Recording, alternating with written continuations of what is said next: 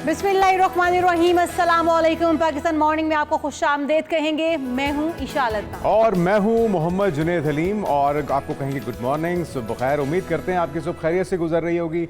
हर इंसान की नाज़रीन ज़िंदगी में कोई ना कोई ख्वाहिश होती है जिसे वो पूरा करने के लिए तगदौ करता रहता है, मेहनत करता रहता है। लेकिन आज पूरी दुनिया में इस दिन को मनाया भी जा रहा है। बिल्कुल जी, आज विश डे मनाया जा रहा है। जो भी आपके दिल की गहराइयों में छुपी हुई ख्वाहिशात हैं उनको पूरी करने के लिए आप सही रास्ता चुनिए। कभी भी कोई गलत रास्ता अपनी ख्वाहिशात को पूरा करने का ना चुनिए।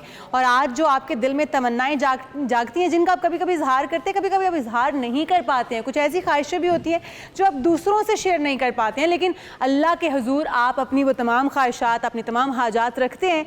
तो जनाब, आज का ये दिन जो है ये खास तौर पर मनाया जा रहा है make a wish day foundation जो है, world wish day make a wish foundation ने बुनियादी तौर पे इस दिन को जो मनाने का मकसद है या आगाज़ किया था, वो ऐसे बच्चे जो किसी न किसी बीमारी में मुब्तला होते हैं।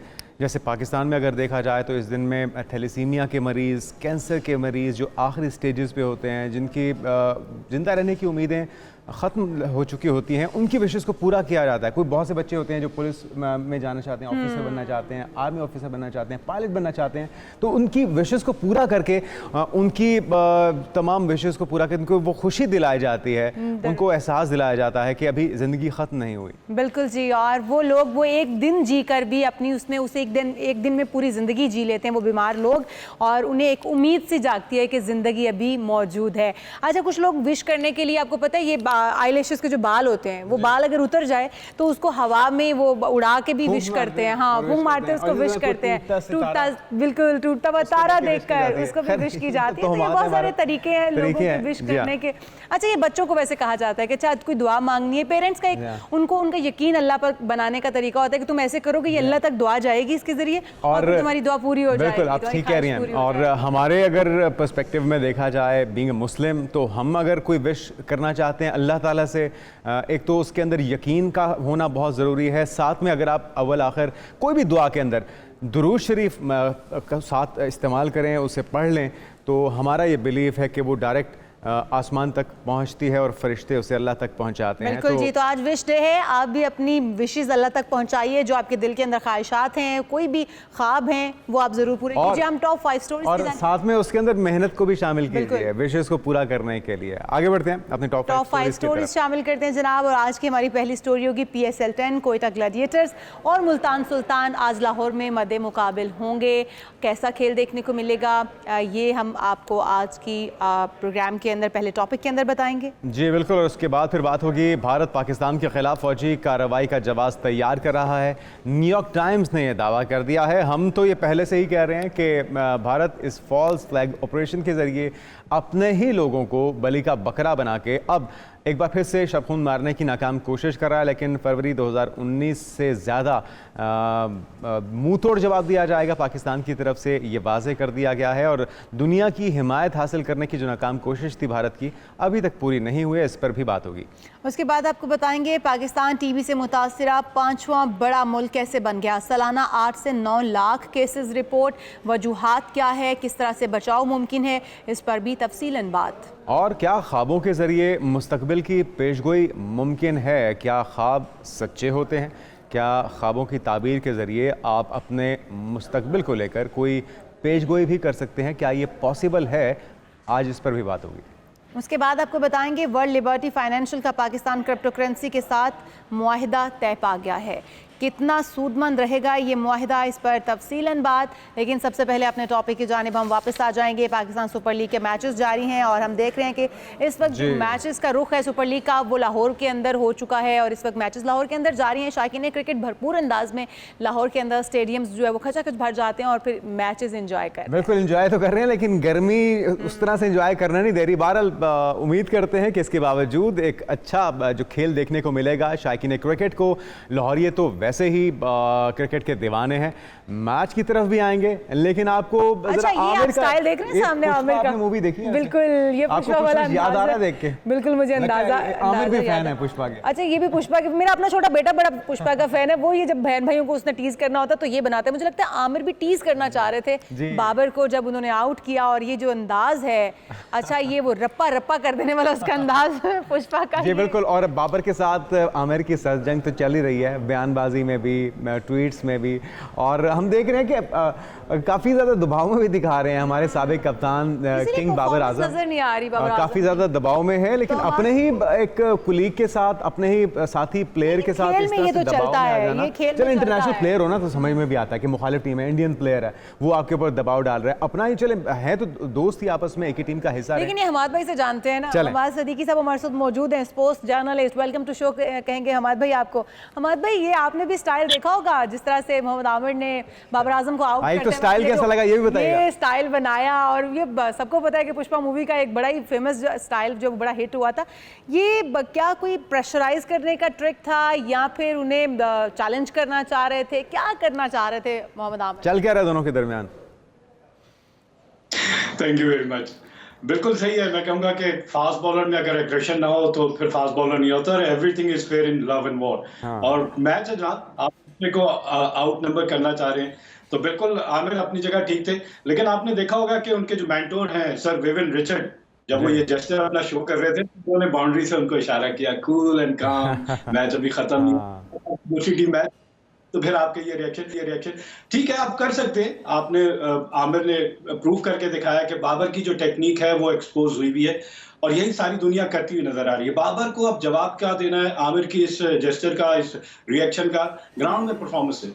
हाँ जी, हमारे आप ठीक कह रहे हैं। यही चीज़ तो हम कह रहे हैं कि फास्ट बॉलर का तो एग्रेशन समझ में आता है, होना भी चाहिए। हमने अपने तमाम फास्ट बॉलर्स को देखा भी, लेकिन जवाब में जो बैट्समैन होता है, हमने सहवाग को भी देखा और भी बहुत से प्लेयर्स हैं जिन्होंने छक्के लगाए हैं इस तरह की सिचुएशन के बाद। बाबर आजम बहुत अच्छे बैट्समैन है, क्या वजह है? वो दबाव बढ़ता ही जा रहा है। इंटरनेशनल मैचेस में भी, अपनी PSL के अंदर भी वही सूरत हाल है। देखिए, टेक्निक एक सामने आ गई है, बाबर का फ्लॉ नजर आ गया। मैं आपको टेक्निक थोड़ा समझा दूं। बाबर का ये वेस्ट इंडीज के left arm leg spinner Akeal Hosein, वो राउंड द विकेट बॉल करते थे और डार्ट इन करते थे, बॉल एंगल के साथ बाबर के पैड पे हिट करते थे। तो बाबर का जो फॉल्ट है वो ये कि बाबर सबसे पहले अपना फ्रंट फुट आगे प्लांट कर लेते हैं ताकि वो ड्राइव, बाबर की मशहूर है कवर ड्राइव, आप सब ने देखी होगी, तो बाबर उसको खेलने के ज्यादा शौक है। आमिर ने भी वही देखा, इससे पिछले ओवर में बाबर ने एक कवर ड्राइव खेल, और आमिर मेंटली इतने टफ हैं कि उन्होंने कहा ठीक है मैं इसको यहीं पे आउट करूंगा। वो बाबर इस वक्त ये समझ रहा है कि मैंने अपना बड़ा टाइम कर लिया है तो मैं यहाँ पे बआसानी खेल सकूंगा, और वहीं पे ओवर कॉन्फिडेंस होने पे बॉल जो है उस एंगल से बाहर जाने के बजाय अंदर की जानिब आई और बाबर के पैड पे लगती है। लेकिन एक बात अच्छी बात है हमारे भाई, एक बात अच्छी बात है, जब प्रेस कॉन्फ्रेंस हुई और बाबर आजम से पूछा गया है कि क्या मतलब आप प्रेशर में खेले थे जो मोहम्मद आमिर की बॉल पर आउट हो गए, अब तो वो कह रहे हैं कि जो अच्छा नहीं खेलेगा, बॉलर कोई भी हो, वो आउट होगा। ये तो वो मानते हैं कि वो अच्छा नहीं खेले इसलिए वो आउट हो गए, इसमें वो कहते हैं आमिर का कोई किरदार नहीं है। लेकिन उन्हें क्रेडिट देना चाहिए था। मेरी तो ये राय है कि अगर अच्छी बॉलिंग थी और आप आउट हो गए हैं तो बॉलर को भी ये क्रेडिट दें। लेकिन इस क्रेडिट तो वो खुद को भी दे रहे हैं ना कि वो अच्छा नहीं परफॉर्म कर पा रहे, इसलिए बॉलर को भी क्रेडिट दें ना। क्या ख्याल है हमाद भाई? लेकिन क्यों नहीं अच्छा परफॉर्म कर नहीं पा रहे? आप इतने अरसे से 2 साल 2.5 साल हो गए ये उनकी वीकनेस सामने आए हुए।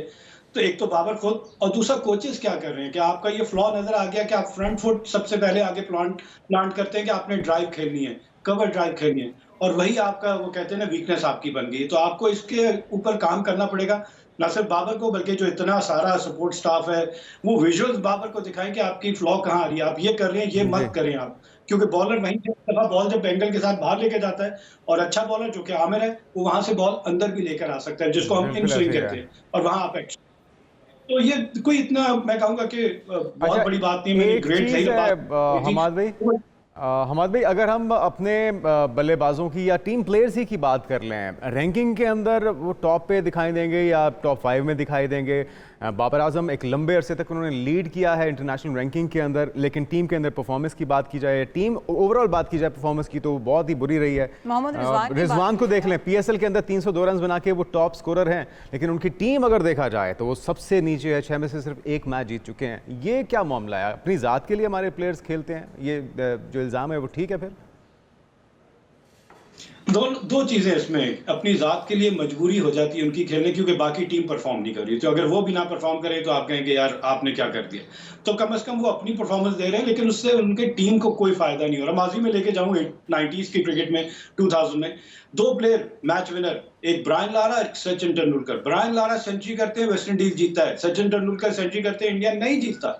तो इम्पैक्टफुल इनिंग वो ब्रायन लारा खेलते हैं। तो अभी हमारे ये प्लेयर जो है वो इंडिविजुअल परफॉर्मेंस दे रही है, टीम को कोई फायदा नहीं हो रहा। आपकी अपनी रैंकिंग जो मर्जी आप ले लें, टॉप 10 ले लें, टॉप 5 ले लें, क्या पाकिस्तान को या आपकी जो फ्रेंचाइज है उसको उसका फायदा हो रहा है? नहीं हो रहा। तो टीम बनती है जब आप एक कॉम्बिनेशन अच्छा बनाते हैं, सिर्फ एक के ऊपर रिलाई नहीं करते, तमाम की कंट्रीब्यूशन और आपको इसी नजर तरह आनी से चाहिए। हमाद भाई तब बॉलर्स की भी अगर हम ले लें, बात कर लें बॉलर्स की भी, तो जो इस वक्त रैंकिंग आ रही है, रैंकिंग में तो हमारे बॉलर्स हसन अली वो सबसे ऊपर हैं, लेकिन अगर हम मोहम्मद आमिर को रेट करने पे आएँ तो मोहम्मद आमिर किसी से पीछे नहीं है। लेकिन रैंकिंग किस बुनियाद पर फिर बनाई जाती है अगर हम बॉलर्स में या बैटिंग में देखें तो? देखिए, एक तो नंबर ऑफ विकेट्स इस वक्त जो नजर आ रही है कि हाईएस्ट विकेट टेकर बताया जा रहा है कि कौन है, तो हसन अली 13 के साथ है। फिर जेसन होल्डर इस्लामाबाद यूनाइटेड के जबरदस्त है। तो ये दो टॉप टेकर है। फिर अगर रन्स की बात कर ली तो आपने रिजवान और साहिबजादा फरहान।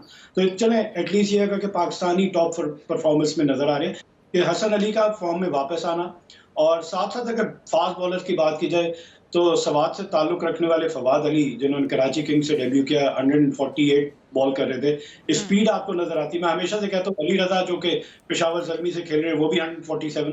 आपको रॉ टैलेंट नजर आ गया। अब ये जो कोचेज है ना, ये इनको ग्रूम करें। और पाकिस्तान क्रिकेट बोर्ड को एक मैं उनको तंबी करूंगा कि जल्दबाजी ना करें। ये ना करेंगे फौरन उठा के इनको पाकिस्तान से, इन्हें डोमेस्टिक खेलने दें, इनकी गेम को पॉलिश होने दें। और जब ये समझ जाए कि हाँ लंबे स्पेल करने, अभी क्या होता है आपने देख लिया, अली रजा की फास्ट पेस है, लेकिन जब उसी पेस को सही तरह यूज नहीं कर रहे थे तो उन्होंने 4 ओवर में 48 रन दे दिए। तो आपको हर सिचुएशन में कौन सी लेंथ पे बॉल करना है, बैट्समैन क्या शॉट खेलने जा रहा है, उसको तुली बॉलिंग बड़ी जरूरी है। ठीक कह रहे हैं आप। अच्छा, आज का मैच क्वेटा मुल्तान किसको देख रहे हैं लीड करता? मुल्तान दोबारा से फॉर्म में आएगा? क्योंकि जब तक तमाम जो टीम्स हैं वो भरपूर फॉर्म में ना होंगी, मज़ा तो नहीं आएगा खेल का। बिल्कुल मजा नहीं आएगा। आप बिल्कुल सही कह रहे हैं। एक टीम बासानी 5 के 5 जीतती है और बाकी 5 टीमों को कहती है कि आप 3 पोजीशन में से आ जाएं। हेल्दी कंपटीशन ये होता है कि 6 की 6 टीमें इन्वॉल्व होती हैं और उनमें से आप पिक कर रहे होते हैं। अभी मुल्तान सुल्तान बिल्कुल फारिग, आपको नजर आ रहा है कि एक मैच जीती है, एक मैच जी, और उसके चांसेस नजर नहीं आ रहे, ग्रेट हो जाएगा और बाकी टीमों में मुकाबले। लेकिन फिर ठीक है, आपको कहते हैं ना when you have got nothing to lose, आपको दीवार के साथ लगा दिया, तब आप ऐसी परफॉर्मेंस लेकर आते हैं अपने। अगर बाकी 4 के 4 मैचेस मुल्तान सुल्तान जीत लेता है, अभी इनके 2 पॉइंट है और 4 मैच जीतकर 8 पॉइंट, तो 10 पॉइंट के साथ ये अभी भी क्वालिफाई कर सकते हैं। इसको कहते हैं do and die, they have got nothing to lose, गलती की गुंजाइश इसके पास नहीं है। On the other end Quetta Gladiators जबरदस्त इस वक्त आपको नजर आ रही है। मोहम्मद आमिर की परफॉर्मेंस देख लें, आप उनकी बैटिंग की देख लें। मोहम्मद आमिर को कहते हैं ना, जो एक्सपीरियंस प्लेयर होता है उसको लीड करना चाहिए, तो वो स्पिरिट कर रहे हैं उनके फास्ट बॉलिंग अटैक को। मोहम्मद वसीम जूनियर बॉलिंग कर रहे हैं, तो अच्छा कॉम्बिनेशन बन गया क्वेटा ग्लैडिएटर्स का। क्लिक करना है, कंसिस्टेंसी चाहिए। एक वन ऑफ मैच में अच्छी परफॉर्मेंस और फिर 2 मैच में, तो कंसिस्टेंसी जब आएगी तब आप अच्छी टीम बन पाएंगे। तब नजर आएगा कि आपकी टीम का कॉम्बिनेशन अच्छा बन गया है। जिस तरह हम कह रहे हैं कि 5 के 5 मैचेस इस्लामाबाद यूनाइटेड जीता है, आपको कहीं गलती नहीं नजर आती, मां सिवाय आजम खान की परफॉर्मेंस। कीपिंग है ना, बैटिंग है ना, वो सुन रहे हैं कि उनके कान में स्नेक की आवाज आ रही है। लेकिन कम से कम बाकी प्लेयर्स तो परफॉर्म कर रहे हैं, स्ट्रेटजी अच्छी है, उनको पता है कि उनको टीम को किस तरह से परफॉर्म करना है। तमाम प्लेयर्स अपनी अपनी जगह पे परफॉर्म करें। अगर एक प्लेयर उनका परफॉर्म नहीं कर पा रहा तो वो उस तरह से टीम पर असरअंदाज नहीं हो रहा जिस तरह से बाकी टीम को। जिस प्लेयर को भी देख लें, बैटिंग को देख लें, बॉलिंग फील्ड को देख लें, दोनों ही इस तरह से परफॉर्मेंस दे रही हैं कि जैसे वो खेलने के मूड में नहीं है। बहुत शुक्रिया हमारे साथ देखिए, हमारे साथ मौजूद थे। और ब्रेक के बाद बात करेंगे भारत के जंगी जुनून की और फिर जो भारत को सुबकी हो रही है इस पर भी बात। बिल्कुल, एक ब्रेक के बाद। Stay with us.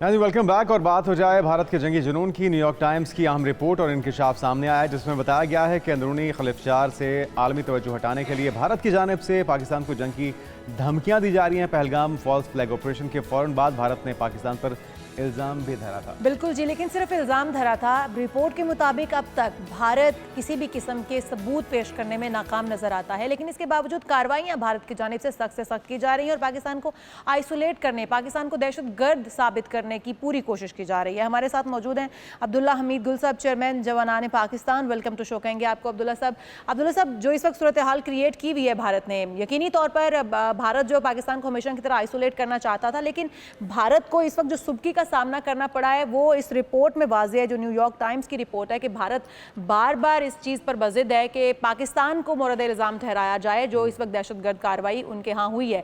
गो कि वो कार्रवाई की अभी तक कोई सबूत, कोई शवाहिद पाकिस्तान के अगेंस्ट पेश नहीं कर सके, लेकिन इसके बावजूद वो पानी का मामला हो, उसको सिंतास मुआहदे को मुअत्तल करना हो या जंग की तैयारियां करनी हो, इस तरह की तहरीबकारियां जो है वो पाकिस्तान के खिलाफ भारत ऑलरेडी कर रहा है। क्या समझते हैं जो सुबकी का सामना इस न्यूयॉर्क टाइम्स की रिपोर्ट में नजर आ रहा है भारत के लिए, वो काफ़ी है? भारत इससे रुकेगा? भारत को अब सबक सीखने की ज़रूरत है, क्या वो सीख पाएगा? बिस्मिल्लाहिर्रहमानिर्रहीम, सुबह बखैर, बहुत बहुत शुक्रिया। जहाँ तक न्यूयॉर्क टाइम्स की रिपोर्ट है, भारत देखिए कि भारत ये सारा क्यों कर रहा है। वो चाहता है कि आलमी सपोर्ट उसके साथ हो, और अमेरिका जो है वो जाहिर है अगर उनको सपोर्ट करेगा तो फिर भारत को जो है बहुत तो उसके अंदर पजीराई मिलेगी। वैसे ही जैसे 2019 के अंदर माइक पॉम्पियो ने उनके हक में एक बयान दे दिया था, जिससे भारत को बहुत तकवीत मिली, और फिर उसने जो एक हमला था वो भी कर डाला पाकिस्तान पे, एक सो कॉल्ड हमला, जिसके अंदर एक आध कौवा मर गया और 2-4 जो दरख्त थे उनको तकलीफ हुई।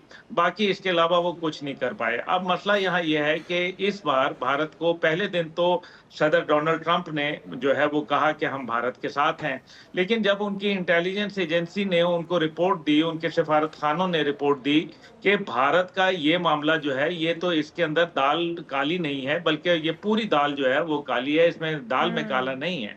तो इस वजह से फिर उन्होंने जो है वो कहा कि ये बायलैटरलिज्म से जो है वो डील किया जाए, यानी कि दो तरफा जो ताल्लुकात हैं उसी के जरिए पाक भारत मुज़ाकरात खुद करें और आपस में एक्सपोज क्यों नहीं करते अब्दुल्ला साहब? ये जिस तरह आप भी बता रहे हैं कि अमेरिका के नायब सदर उस वक्त वहीं पर मौजूद थे, और उनके इंटेलिजेंस इदारों को बहुत अच्छी तरीके से इस चीज़ का इदराक होगा कि ये झूठ ही है और ये झूठ ज़्यादा देर पनप नहीं पाएगा। तो फिर क्या मजबूरियां हैं कि भारत हरदर्मी दिखाता है, चाहे वो कनाडा के अंदर सिख रहनुमाओं का कत्ल हो, दीगर ममालिक के अंदर दरअंदाजी हो, उनके अपने मुल्क के अंदर अक़लियतों के साथ सलूक हो। क्या मजबूरियां हैं कि भारत के सामने कोई इस तरह से उन्हें एक्सपोज नहीं कर रहा जिस तरह से होना चाहिए आइडियली?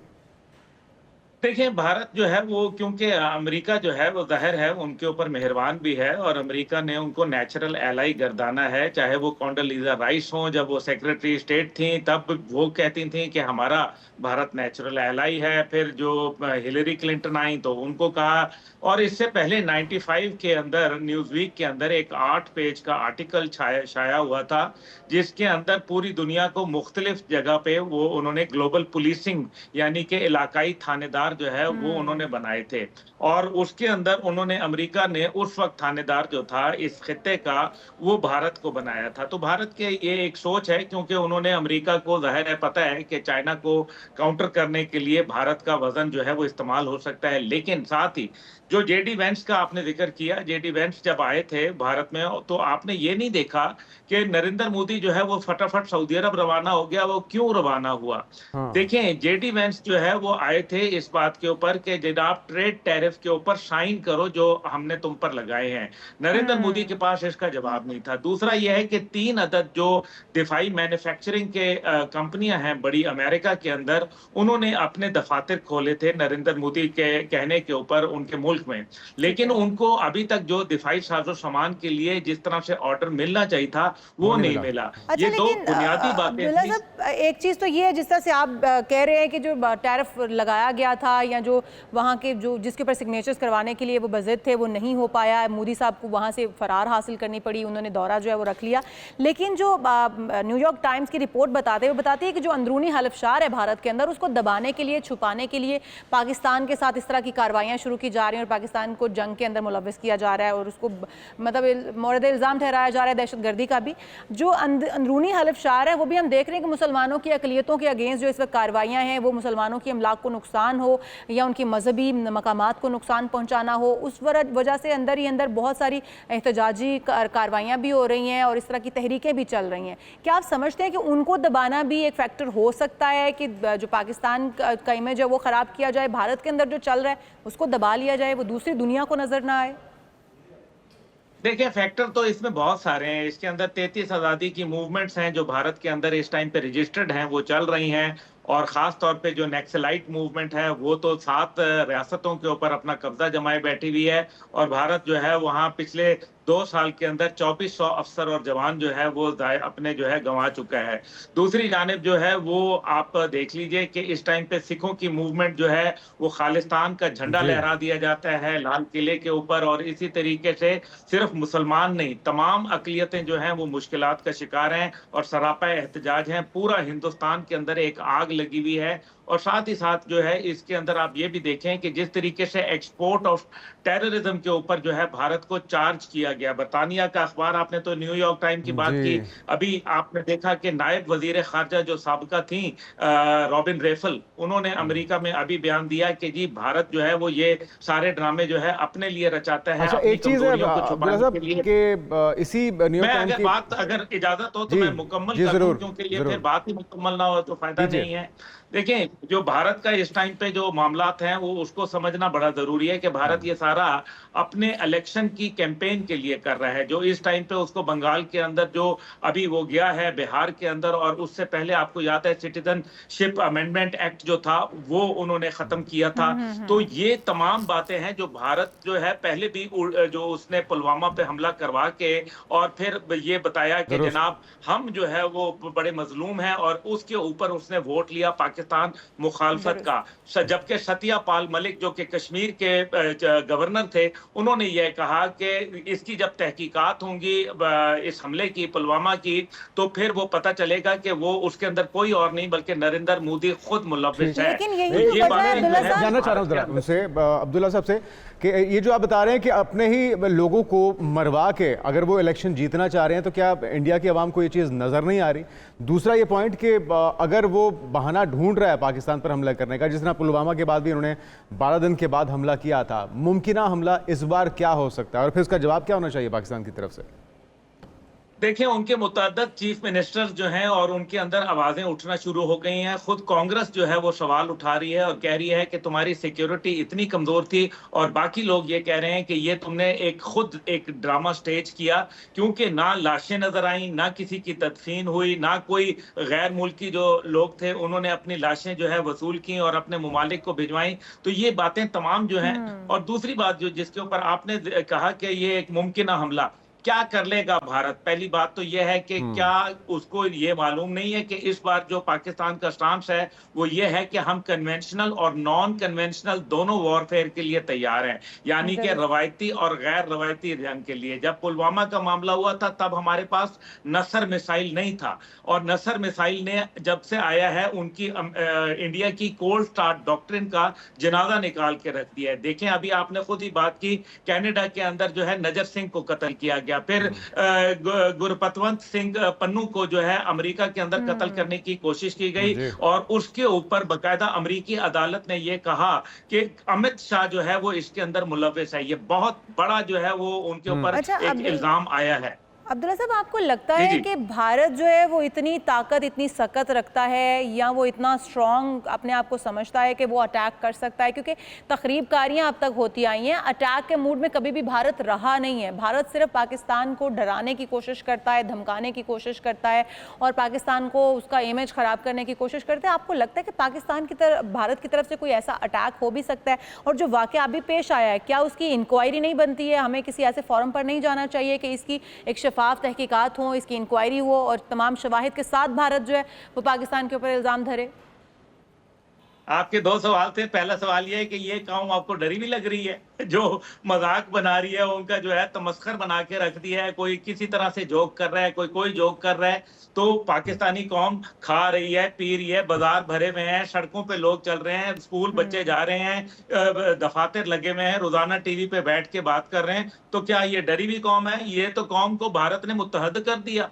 बल्कि जो उनका जितना भी सोशल मीडिया पे प्रोपेगेंडा था वो बेड़ागर्क हो गया। दूसरी बात जो है वो आप ये देखें कि भारत के पास क्या सलाहियत है। पहली बात यह है कि इस टाइम पे दुनिया के अंदर जो अमेरिकन रिपोर्ट के मुताबिक दुनिया की बेस्ट प्रोफेशनल आर्मी जो है वो पाकिस्तान आर्मी है। ये मैं नहीं कह रहा, ये उनकी रिपोर्ट है। पिछले 2 साल के अंदर जो बरतानिया में 149 कंट्रीज के दरमियान में मुकाबले हुए उसमें पाकिस्तान आर्मी 2 साल से मुसलसल जो है नंबर 1 पे आ रही है। पाकिस्तान की एयरफोर्स दुनिया की 7 बड़ी फजाइया के अंदर शुमार की गई है और इसके मुतालिक कहा गया है कि पाकिस्तान एयरफोर्स का प्रोफेशनलिज्म जो है वो एक इंतहाई अरूज के ऊपर है और पाकिस्तान और इसका मुजाहिरा भारत देख भी चुका है अभिनंदन की सूरत में।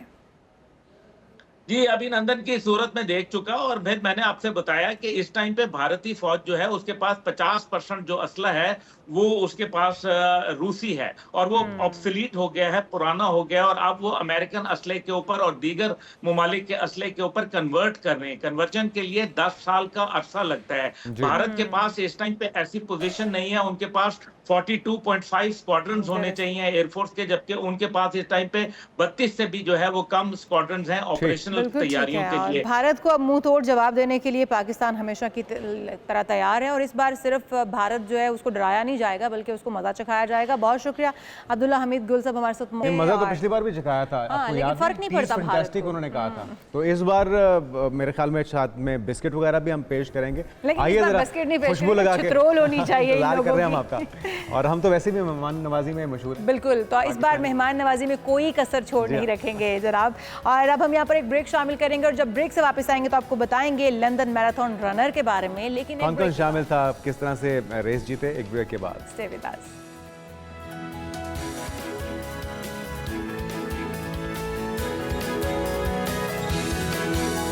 प्रोग्राम में एक बार फिर से आपको खुश आमदीद कहते हैं नाज़रीन। मैराथन्स की बात करते हैं। दुनिया भर की 6 बड़ी मैराथन रेस हैं जुनैद, आपको पता है, उनमें से एक है लंदन मैराथन। हाँ जी, और उसके अंदर पाकिस्तानियों ने शिरकत की है। ना सिर्फ शिरकत की है बल्कि बड़ी ज़बरदस्त परफॉर्मेंस भी दिया जी। 56,000 से ज़्यादा एथलीट्स थे जिसमें पाकिस्तान से ताल्लुक़ रखने वाले लगभग 40 से ज़्यादा एथलीट्स और समुद्र पार पाकिस्तानियों ने भी हिस्सा लिया और उसमें फुरकान मसूद भी शामिल थे और ज़बरदस्त परफॉर्मेंस दी गई। इस्लामाबाद से 3 घंटे 10 मिनट और 7 सेकंड में फिनिश लाइन अबोर किया इन्होंने। हमारे साथ ही मौजूद हैं जी फुरकान मसूद, उनसे बात कर लेते हैं। वेलकम करेंगे आपको फुरकान। आपको सबसे पहले तो मुबारकबाद हो ज़बरदस्त परफॉर्मेंस के ऊपर।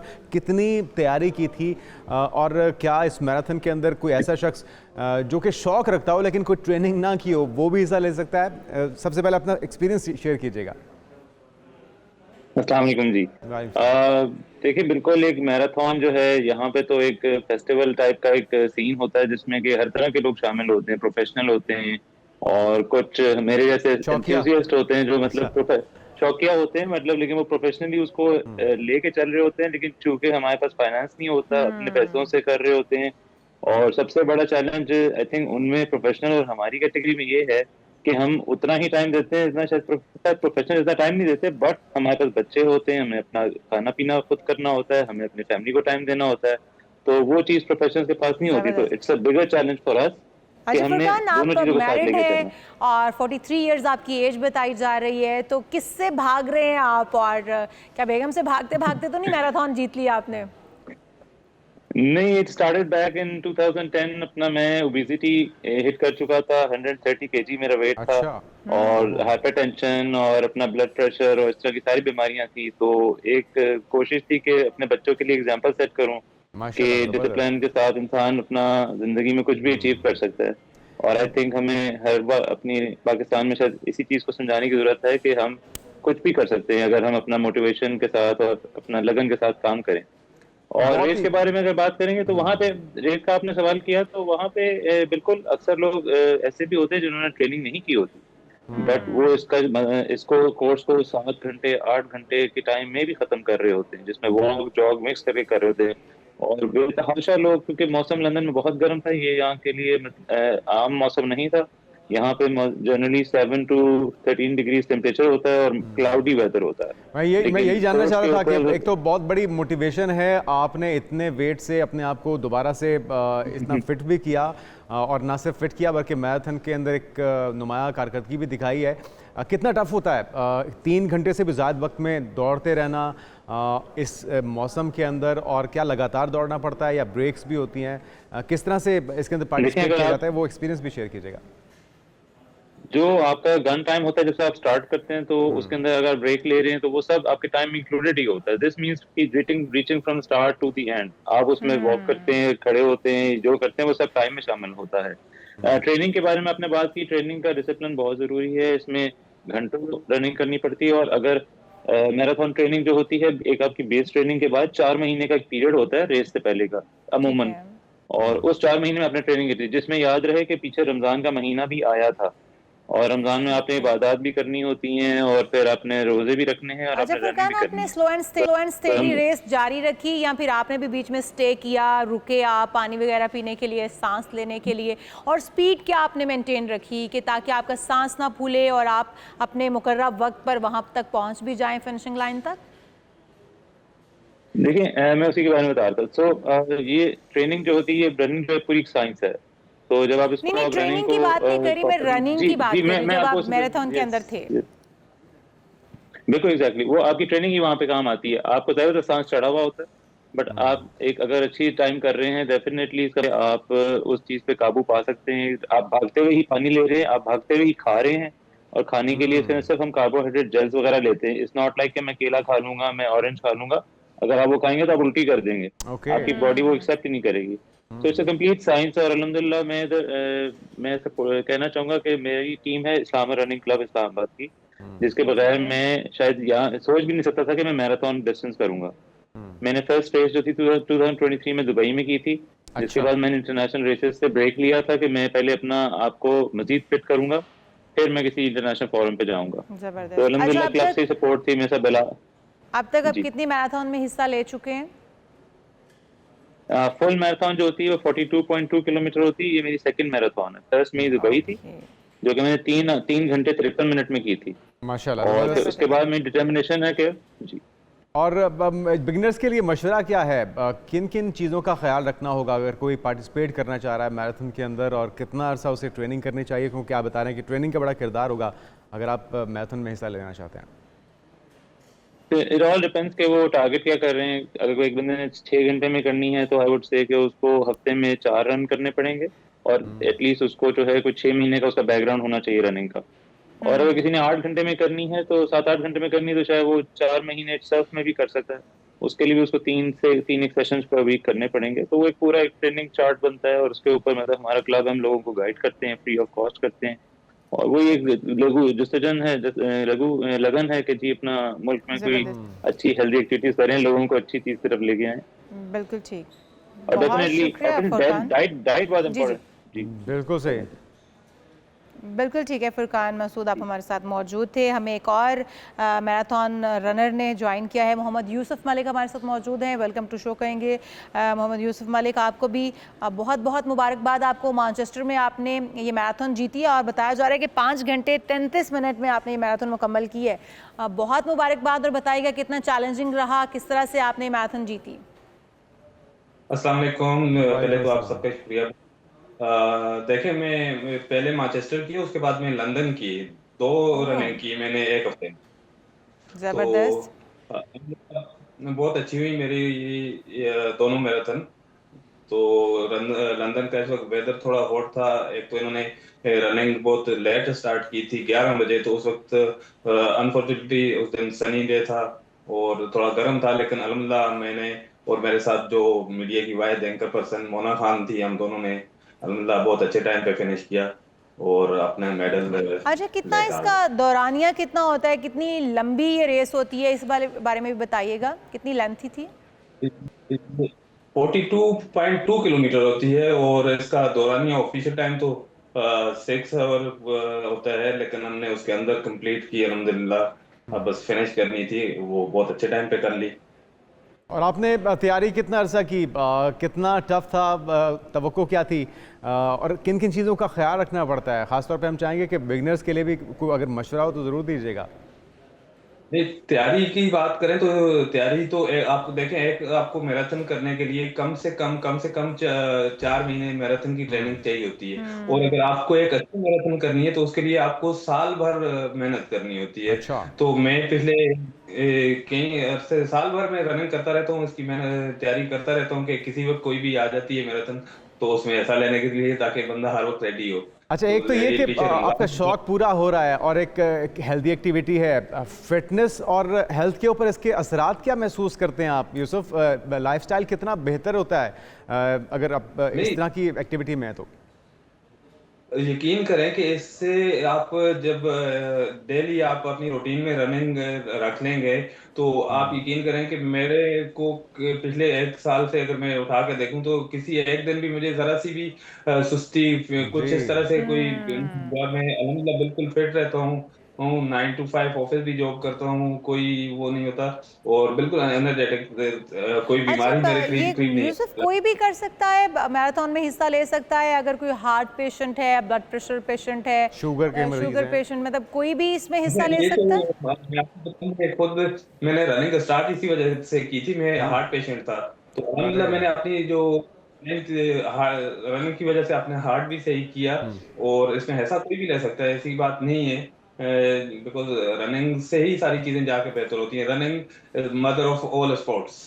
जबरदस्त। ज़बरदस्त, बहुत बहुत एक बार फिर से मुबारक यूसुफ मलिक, और इसी तरह से पाकिस्तान का नाते रहिए। बहुत ही हेल्दी एक्टिविटी है मैराथन, लेकिन रातों रात आप ऐसा नहीं हो सकता कि आज आपने फैसला किया सुबह मैराथन का हिस्सा बन गए, उसके लिए ट्रेनिंग करनी होगी, अच्छी डाइट करनी होगी और फिर एक लाइफस्टाइल को अपनाना होगा। अगर आपको मैराथन में हिस्सा नहीं भी लेना है तो वैसे ही रनिंग आपकी फिटनेस के लिए बहुत ज़रूरी है, आपकी हेल्थ के लिए बहुत ज़रूरी है।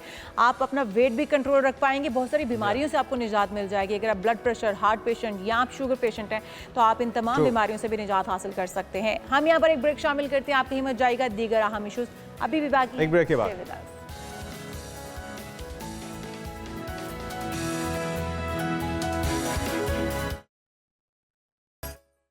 वेलकम बैक, खुश आमदीद, गुड मॉर्निंग। और कुछ बात हो जाए एक ऐसे मर्ज़ की जो कि पाकिस्तान में बहुत तेज़ी से फैल रहा है। वजूहात क्या हैं, किन किन गलतियों की वजह से ये फैलता है, किस तरह से इस पर काबू पाया जाए और किस तरह से इसको बढ़ने से रोका जाए, इस पे आज बात करते हैं। बिल्कुल जी, टीबी की बात कर रहे हैं जुनैद। टीबी जो है इस वक्त 5वां बड़ा मुल्क बन गया पाकिस्तान जो है टीबी के अंदर, और जहां सालाना 8 से 9 लाख केसेस रिपोर्ट हो रहे हैं।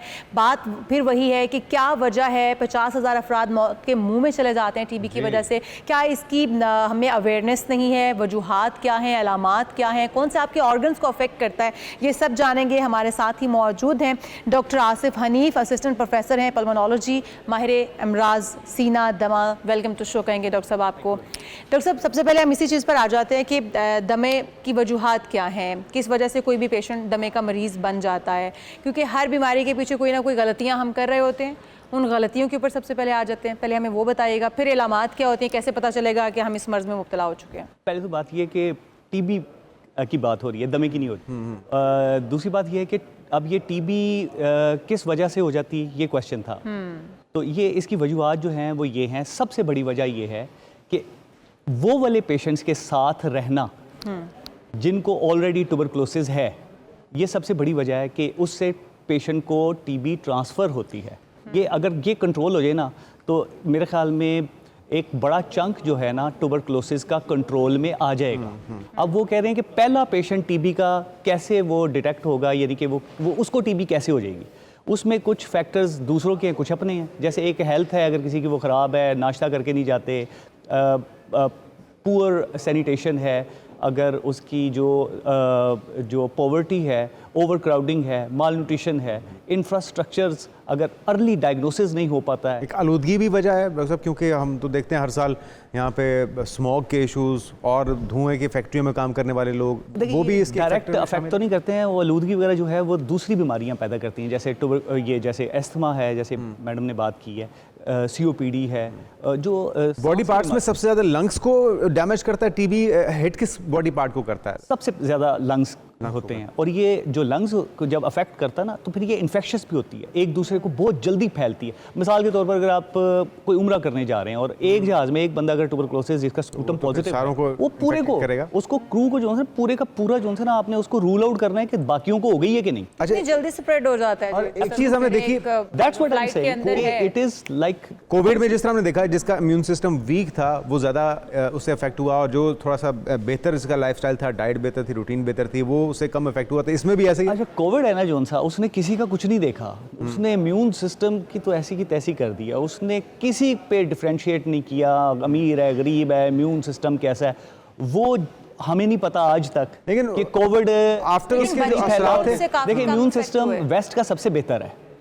अब हमारा इम्यून सिस्टम हमारे इंफ्रास्ट्रक्चर के मुताबिक जो है ना उस तरह का स्ट्रॉन्ग नहीं है, जैसे डाइट उनकी अच्छी, हेल्थ केयर उनका अच्छा, फंडिंग उनकी अच्छी, उनकी सोशल डिस्टेंसिंग उनकी अच्छी, मास्क उनके अच्छे। हम में कम था, उनका ज़्यादा था। लेकिन वहाँ पे अमवात ज़्यादा हुई, यहाँ पे कम हुई। अच्छा, हमने यहाँ पे देखा कि जो गंदगी पे रहने वाले बच्चे खुलेआम घूम रहे हैं, उनका इम्यून सिस्टम ज़्यादा स्ट्रॉन्ग नहीं होता। मेडिकल साइंस क्या असल कहती में है ना इस ये इसको जस्टिफाई नहीं कर सकते हैं। वो सही कह रहे हैं आप कि उनमें जो इंसिडेंस जो है वो Fighting, उसमें भी होता हाँ, है, fight back करने की। उनमें भी ज़्यादा होती है, लेकिन डायग्नोसिस का इशू है ना, वो पहुंच ही नहीं पाते बेचारे डॉक्टर्स के पास। अगर वो पहुंचते भी हैं तो वो उनको एंटीबायोटिक्स वगैरह दे दूँ के फ़र्क कर देते हैं, और अगर एक डॉक्टर के पास है नहीं फ़र्क पड़ा, दूसरे के पास चले जाएंगे, वो भी एंटीबायोटिक्स पे ही चलता रहेगा, इसलिए डिले डायग्नोसिस हो जाता है। ठीक। उनमें भी है, उनमें भी ज़्यादा है। वो वाले लोग जो कि 10-10, 15-15 लोग एक ही कमरे में रह रहे हैं, उनमें इंसिडेंसेस बहुत बढ़ जाता है, क्योंकि अगर एक भी अफेक्टेड है फैल जाएगा। अच्छा, टीबी बढ़ क्यों रहा है इतना पाकिस्तान के अंदर बहुत तेजी से? इसकी बढ़ने की वजह क्या है? इलाज इसकी ना सही दो मौसर नहीं वजूहात। है, ये डायग्नोसिस ही नहीं हो पा रहा? नहीं, डायग्नोसिस दो वजूहात, एक एडमिनिस्ट्रेटिव है, एक मेडिसिन है। एडमिनिस्ट्रेटिवली आपको दवाइयाँ देनी चाहिए, इंफ्रास्ट्रक्चर बेहतर करना चाहिए, टीबी क्लिनिक्स होने चाहिए। एक बंदा जो कि 78वें नंबर पे खड़ा है और उसने 78वें नंबर पे पर्ची बनवानी है, उसके बाद 78वें नंबर पे डॉक्टर को चेक करवाना है, और उसके बाद 78वें नंबर पे टीबी की दवाई, लाइनें लगी हुई, तो वो जब देनी, इतना मुश्किल काम, आपने डिलीवर तो कर दी है दवाई, उसको पहुँचाए भी तो सही ना, दस्तरस में तो लेके ईजीली। जैसे मैं आपके स्टूडियो में आया, वहाँ से आया और यहाँ पे बैठ गया, इसी तरह दवाई मिल जाए, तो ये अगर हो जाएगा तो दवाई तरीका इलाज तो महंगा? हमारे यहाँ जो इलाज इस वक्त मौजूद है, क्या वो मौसर इलाज है? टीबी से रिकवरी मुमकिन है या फिर मौत ही उसकी आखिरी? देखिए जी, TB is a good news. नतीजा। अगर टीबी किसी को है और ट्रीटमेंट के लिए वो आ गया है, वो पेशेंट ठीक हो जाएगा, it will and up with a very good news. इतना मौसर इलाज हमारे पास मौजूद है। एब्सोल्युटली। इसके बावजूद अमवात बढ़ रही हैं। ये बिल्कुल बढ़ रही हैं। उसकी रीज़न क्या है? 2 महीने दवाई खा के छोड़ दी, उसके बाद दवाई मिली नहीं, फिर इंटरमिटेंट। अभी चूँकि एडमिनिस्ट्रेटिवली इस तरह हो रहा है कि गवर्नमेंट हॉस्पिटल में दवाई अवेलेबल है, प्राइवेट सेटअप में अवेलेबल नहीं है, उनको भी गवर्नमेंट सेटअप में लाइनों में खड़े होकर दवाइयाँ लेनी पड़ती। तो कुछ ग्रीन स्टार्स वगैरह ने कवर किया हुआ है इलाके। वैक्सीनेशन भी है डॉक्टर साहब इसकी कोई? और वैक्सीनेशन जो है ना वो बहुत ज़्यादा इफेक्टिव नहीं है, क्योंकि we are living in an endemic country. ये एंडेमिक कंट्री वो होती है जिसमें बहुत ज़्यादा टीबी, जैसे 6 लाख पर ईयर हम लोड कर रहे हैं हर साल, कंपेयर टू इंडिया जिसमें 2.8 मिलियन लोग जो है ना हर साल लोडिंग हो रही है। वो तो पूरी दुनिया में ऐसे फैला रहा है टीबी, जैसे कोई मखसूस वैक्सीन एरिया इफेक्टिव नहीं है। वो 16 साल तक आपको प्रोटेक्शन देती है, लेकिन उसके बाद चूंकि आपको वैक्सीन की जरूरत ही नहीं, क्योंकि एक्सपोजर हो जाता है, तो फिर वैक्सीन की जरूरत। अच्छा, जिस तरह से हम देखते हैं कि पोलियो के सिम्टम्स पाए जाते हैं कुछ ऐसी जगहों पर जहां पर पोलियो के बाद में हमें केसेस भी देखने को मिलते हैं, क्या इनको भी किया जा सकता है? अलग उन इलाकों को बताया जा सकता है कि इन इलाकों में इसका वायरस पाया जाता है, बैक्टीरियल इन्फेक्शन जो है यहाँ इन इलाकों में ज़्यादा है, क्या ये इस तरह से अलग किए जा सकते हैं वो इलाके, बताया जा सकता है? ट्यूबरक्लोसिस जो है ना वो तो एक ग्लोबल इशू है इस वक्त, और पाकिस्तान, इंडिया, भारत, बांग्लादेश, ये वाले जितने भी मुल्क हैं ना उसमें फैली पड़ी है ये। आप उनको सेग्रीगेट नहीं कर सकते। हॉस्पिटल्स में कर सकते हैं, लोग टीबी का जो पेशेंट्स हैं वो फलाने कमरे में जाके दवाइयाँ लेके वापस चला जाए, लेकिन जाना तो उसने घर में है ना, उस घर में जहाँ पे 10 लोग पहले ही रह रहे हैं। अब वो अगर फ़र्ज़ करें दवाई स्टार्ट कर देता है इन टाइम, तो 14 दिन के अंदर टीबी फैलने वाली नहीं रहती। अच्छा, ये मतलब सिर्फ 2 वीक्स में, 2 हफ्ते के अंदर अच्छा वो फैलने वाली नहीं रहती। और ज़्यादातर टीबियाँ जो उनसे, जैसे पल्मोनरी टीबी सबसे ज़्यादा फैलने वाली होती है, थोड़ा सा डॉक्टर साहब, छाती की। क्या क्या सिम्टम्स होते हैं? अमूमी तौर पे तो खांसी होना और टीबी के अलामात के हवाले से, क्योंकि बहुत से लोग तो इसको इग्नोर कर देते हैं, उनको पता नहीं चलता होगा कि हमें टीबी है, इतना मौलिक मर्ज़ है। तो वो क्या क्या चीज़ें हैं कि जो अगर आपकी तबीयत के अंदर आपको फील हो तो आप फौरी तौर पे डॉक्टर से रुजू करें? देखें, 2 हफ्ते अगर खांसी ठीक नहीं ना हुई, you have to have an x-ray. अगर उसमें पैच आ गया है तो आपने इन्वेस्टिगेट करना है टीबी है कि नहीं है। ये वो वाले पेशेंट हैं जो कि इग्नोर होते हैं, और यही सही तरीका है जिसमें आप इसको इन्वेस्टिगेट। आम खांसी भी कन्वर्ट हो सकती है टीबी के अंदर, और वो खांसी में फ़र्क क्या होगा टीबी की खांसी? सबसे बड़ी जो सी अलामत है ना वो टीबी की, वो खांसी ही है।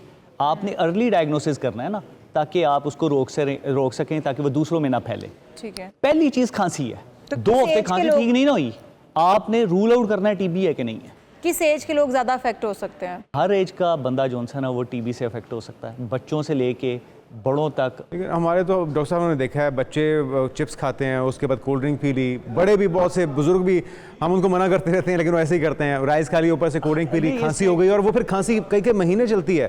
तो वो क्या चीज़ें हैं जो कि इसको कन्वर्ट कर देती हैं आम खांसी को? आपने बड़ी सी बात की, ये ना बहुत सारे मिथ्स हैं। जैसे अब आपको खांसी है या किसी को मसला है, वो जी चावल बंद, केले बंद, रोटी बंद, बुखार में रोटी नहीं खाते, ये सारे मिथ्स हैं। खाने पीने का कोई ताल्लुक, जो मर्जी खाएं पिए, अच्छी खुराक खाएं। हम तो ये एडवोकेट कर रहे हैं कि अच्छी खुराक खाएं। नहीं, हमने तो यही बचपन से सुना है और आजमाया भी है कि ऑयली चीज़ के ऊपर से अगर आपने ठंडी चीज़ पी ली तो गला गया That's और why I'm खांसी here. शुरू हो गई। That's why क्या आप कह रहे हैं कि ऐसा ब्रेक कुछ दिस नहीं है? मिथ्स। अच्छा। ये ऐसी कोई चीज़ नहीं। देखिए, बहुत ज़्यादा ठंडा पानी तो वैसे आपको भी नहीं पीना, मैंने भी नहीं पीना, लेकिन कभी कभी खैर होता है वो। लेकिन डॉक्टर साहब क्या इसमें वेट भी खराब गिरता ये है? सुनने वाले जो है ना, उनकी आंतें खराब कर रहे हैं डॉक्टर साहब हमें। अच्छा, ये मैं उन्हीं को ही बताने के लिए अच्छा। ये आज मैं आपके पास आया हूँ कि वो वाले तमाम जो परहेज है ना, जो डॉक्टर्स आपको, ये ऐसी चीज़ें नहीं है। अच्छा, करना क्या है वो बताएं फिर। खाएं पिएं और अपनी खुराक ठीक रखें। शुगर्स हैं तो उसको बेहतर करें। अच्छा। और अगर टीबी के पेशेंट हैं तो उसको 2 हफ्ते के लिए दवाई पे डालें, और दवाई तो 6 महीने खानी है, लेकिन 2 हफ्ते तक दूर रहें, बच्चों को दूर रखें ताकि नए केसेस ना आए। अच्छा डॉक्टर साहब, इसमें क्या वेट गिरता है, बंदा कमज़ोर हो जाता है? बिल्कुल ऐसे क्योंकि टीबी के पेशेंट के बारे में एक कॉन्सेप्ट हमारे माइंड में जो क्लियर है, वो बहुत कमज़ोर हो जाते हैं, वेट गिरना शुरू हो जाता है। तो क्या ये अलामात भी समझी जा सकती है कि ये टीबी का पेशेंट हो गया है? इसको मैडम, फौरन ये वो वाले लोग हैं जो कि डिले हो जाते हैं और वजन कम होना शुरू होता है। और उसमें वजन कम होने की सबसे बड़ी वजह क्या है? जैसे आपने बताया, खुराक बंद, केले बंद, चावल बहुत ज्यादा बंद, प्रेस शुरू कर रोटी दिया आपने। बंद। घर वाले कहते हैं बस खाना पीना बंद, परहेज करना है तुमने, तुम्हारी खांसी ठीक नहीं हो रही। ठीक है, खिलाएं पिलाएं ऐसे, और अर्ली डायग्नोसिस करें और ट्रीटमेंट दें। वजन कम होना शुरू हो जाएगा जब आप खाना पीना बंद कर देंगे, जाहिर है वो फिर वजन कम होगा। जबरदस्ती उसको खाने को कहता है, खाने को दो, वो कहते हैं नहीं खाना क्योंकि खांसी आ रही है। उसने तो इम्यून को स्ट्रॉन्ग करना है आपको, इम्यून और सिस्टम को बेहतर छोड़ करना देंगे। जी। है। पहली वजह तो ये है। दूसरी वजह है ट्यूबरकुलोसिस इटसेल्फ वजन को कम करने में बहुत किरदार अदा करती है, और बहुत जल्दी वजन कम होना शुरू होता है क्योंकि मेटाबॉलिज्म इंक्रीज कर जाता है। और अगर आप टीबी की दवाइयाँ देना शुरू कर दें और आपके पास फैसिलिटी टेस्टों की अवेलेबल नहीं है, सबसे बेस्ट टेस्ट ये है कि आपकी पेशेंट ठीक हो रहा है कि नहीं, वजन बढ़ना शुरू हो जाएगा। ठीक है। और टेस्ट कौन सा करवाया जाए? जिससे टेस्ट पता कौन सा करवाया जाए, और सबसे टेस्ट कितना कॉस्टली है, अफोर्डेबल है सबके लिए? ये सबके लिए अफोर्डेबल है। ये अफोर्डेबिलिटी क्या है? एक्सरे करवाना है, एक बलगम का टेस्ट करवाना है। अच्छा, अगर देखें स्क्रीनिंग करनी है, अगर यहाँ पे 1000 लोग हैं, अगर आप देखना चाहते हैं, उनके स्पूटम्स करवा सकते हैं आप। स्पूटम फॉर AFB एक माइक्रोस्कोपिक टेस्ट है, फौरन पता चल जाएगा टीबी है कि नहीं। अगर डायग्नोस्टिक पॉइंट ऑफ व्यू से आता है, आप एक एक्सरे करवा लेते हैं। पैच है तो इलाज भी अफोर्डेबल है? बहुत अफोर्डेबल है। अच्छा। अवेलेबल आपको गवर्नमेंट अस्पताल में तो फ्री टीबी की दवाइयां मिलती हैं, और ग्रीन स्टार्स वगैरह भी फ्री दे देते हैं। पर थोड़ी सी ढूंढनी पड़ती है, मुशक्कत करनी पड़ती है थोड़ी सी, लेकिन अगर ये ईज हो जाए तो बहुत आसानी है। और टीबी का treatment is a wonderful 100% successful. Stages भी हैं डॉक्टर साहब इसमें, कि जिस तरह हम देखते हैं कि स्टेज 1, 2, 3, अब ऐसी स्टेजेस पे खांसी में के अंदर आपको ब्लड आने लग जाए, तो क्योरेबल है सारी स्टेजेस? सारी क्योरेबल हैं, लेकिन डिपेंड करता है ना कि अगर एक पेशेंट है माइल्ड डिजीज़ में, आगे जल्दी ठीक हो जाएगा, और अगर सीवियर डिजीज़ में है, अगर उसमें कैविटीज़ वगैरह बन गई हैं और वो खून आना शुरू हो गया, इसका मतलब है सीवियर में जाना शुरू हो गया। अब देखें ना, एक खांसी के साथ खून आना शुरू हो गया तो जाहिर है एक सीवियर डिजीज़ है। एक्सरेज पे सारे इन्फिल्ट्रेट्स आ जाते हैं, लेकिन दवाई फिर भी वही है। तो डॉक्टर साहब, डिफरेंशिएट किस तरह से किया जाएगा? जैसे आपने कहा कि बलगम आ रही है, रेशा आ रहा है, तो उसका भी टेस्ट हो जाता है। ये ड्राई कफ होगी या वेट कफ होगी, ये डिफरेंशिएट किया जा सकता है कि ये वाली कफ जो है? बहुत अच्छा, यही असल में डिलेमा है कि क्योंकि पेशेंट जो है ना, उसको बलगम आ ही नहीं रही होती और हम उसका बलगम का टेस्ट करा रहे होते हैं, और वो डायग्नोस्टिक टेस्ट बलगम का ही उसमें शो ही नहीं होगा। अब उसमें शो ही नहीं होता। वो क्या करता है, लैब क्या करती है कि वो जब पेशेंट डालता है वो थूक डाल देता है। उसको चाहिए कि उसको ऑब्जेक्ट करे, सैंपल वापस भेज दे, बजाय इसकी वो रिपोर्ट नेगेटिव भेजे। वो उसकी रिपोर्टिंग कर देते हैं, जो कि बहुत गलत है। इस पे जो है ना, इस पे लॉ एक्टिवेट होना चाहिए। इस पे गाइड भी करना चाहिए, हमारे डॉक्टर्स को भी पता है, सारों को गाइड भी होने चाहिए। सबको पता है, रात को सैंपल ले लेते हैं, सुबह निहार सैंपल लिया जाता है, और रात को भी सैंपल कलेक्ट करके रिपोर्ट नेगेटिव दे देते हैं। तो लैब्स के लिए ना ये बड़ा इंपॉर्टेंट है, ये स्ट्रेट मैसेज है to the labs who are not accompanying this thing कि जी सुबह निहार बलगम लें, और अगर सलाइवा है तो रिटर्न कर दें। कि 200-300 रुपए का टेस्ट है, सिर्फ आप रिटर्न करने के लिए बलगम लेकर आए, वरना नहीं होगा टेस्ट। और फिर रिपोर्ट जब नेगेटिव आती है, डॉक्टर साहब मान लेते हैं कि ये रिपोर्ट नेगेटिव है, तुम्हें टीबी नहीं है, तो वो सलाइवा था, तो फिर हमें ब्रोंकोस्कोपी करनी पड़ती है, वो कैमरा इंसर्ट करके हमें वॉशिंग्स लेनी पड़ती है, वो 100% डायग्नोस्टिक होती है। वो नाक के थ्रू होता है, गले के थ्रू होता है? देखिए नाक के थ्रू होता है, लेकिन गले के थ्रू जिनके नाक अलाउ ना करें कि बहुत ज़्यादा बारीक हो तो फिर गले से भी करें। ठीक है। अच्छा डॉक्टर साहब, घर में किसी को टीबी हो गया, क्या एहतियात की जाए कि बाकियों को कम से कम उससे बचाया जाए और उसका इलाज अच्छे से हो सके? देखिए जी, पहले तो फ़ौरन उसको डायग्नोज करें, ट्रीटमेंट स्टार्ट करें, 2 हफ्ते के लिए अलहदा करें। और दूसरे घर वाले जो उनसे ना, अगर पहनना है मास्क तो ये वाला N95 मास्क पहन, जो कि कोविड में सबको पता है कि जी कोविड में कौन सा मास्क, जो कोविड में आपने किया ना 15 दिन आप टीबी के पेशेंट के साथ वो है वैसे ही करें। ठीक है। दूर रखें, डिस्टेंस रखें, 4 फुट कम से कम, और 7 फुट इज़ वेरी गुड। तो 7 फुट का फासला होना चाहिए टीबी के पेशेंट में। बच्चे बड़े ज़रूरी हैं, अब माँ है, बच्चों से ज़्यादा दूर नहीं हो सकती। और सबको मास्क लगा कर रखें और अपनी डाइट बेहतर रखें। बहुत शुक्रिया, हमारे डॉक्टर आसिफ हनीफ साहब मौजूद थे। और जो भी आपके इर्द गिर्द इस तरह के खांसी के पेशेंट्स हैं तो उनका कम से कम टेस्ट ज़रूर करवा लीजिए, ताकि आपको पता हो, आप अवेयर हो जाएं कि वो इस वक्त टीबी का पेशेंट है, उसकी ट्रीटमेंट शुरू हो जाए और आप सब महफूज रह सकें। ज़्यादा से ज़्यादा लोगों को इस मूजी मर्ज से बचाया जा सके। हम एक ब्रेक लेते हैं, दीगर इश्यूज़ पे बात होगी एक ब्रेक के बाद।